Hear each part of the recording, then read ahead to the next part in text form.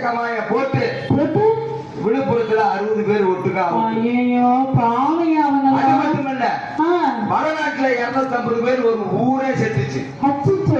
கள்ளச்சாராயத்தை குடிச்சு 250 பேர். எல்லாம் பேப்பர் பாக்குறோம், டிவி பாக்குறோம், எல்லாம் செய்யறோம்.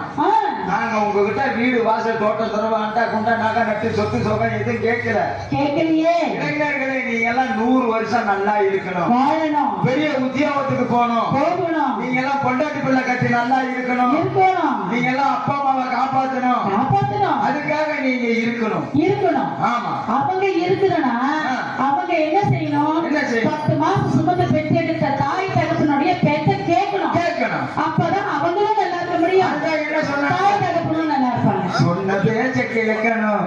ஒண்ணும் பின்ன பார்க்கணும். நின்னு நல்லா நிமிர்ந்து பார்த்து நேர் வழியில் ஓட்டணும். வண்டி